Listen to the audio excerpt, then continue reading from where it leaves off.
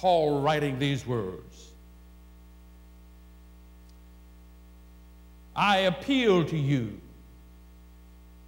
therefore, brethren, and beg you in view of all the mercies of God, to make a decisive dedication of your bodies, presenting all your members and faculties as a living sacrifice, holy, devoted, and consecrated, and well-pleasing to God, which is your reasonable, meaning your rational and intelligent service and spiritual worship.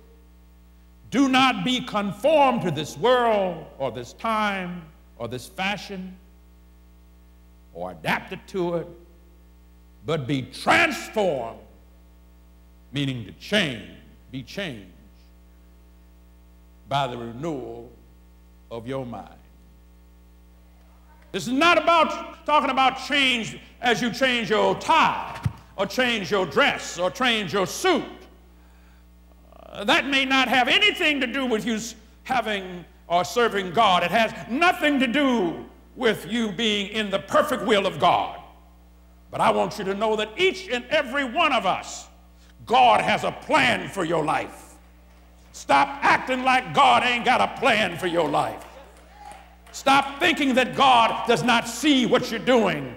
Stop believing that you are insignificant to God. You are God's way of living out his purpose for all mankind. You are important.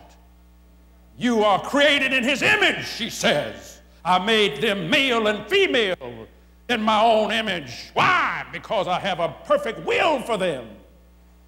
When you look at yourselves and become, in your mind, an extension of the perfect will of God, power and the commitment and the dedication that it takes for you to be there means that you have to do some things. What Paul is saying is you've got to get rid of some things. You've got to unpack some things. You've got to put some things out of your life. What are the things we've got to put out of our life? Wow, it ain't no chocolate candy, sure. I don't believe that Paul had that in mind. I doubt very seriously if Paul had in mind that you would abstain from eating meat. I doubt that when he wrote this, making your bodies a living sacrifice, he wasn't talking about abstinence from eating meat, nor was he talking about abstinence from eating chocolate candy. He was not talking about anything like that. He was saying that you have to give up some things, stop doing some things that are detrimental to our relationship with God and are detrimental to our relationship with each other. That's what he was talking about. And I'll start out with some things you got to give up. Stop lying and cheating on your brother and neighbor. That's what you get to give up. Stop hating on people. That's what you got to give up. Stop cussing people out. That's what you got to give up.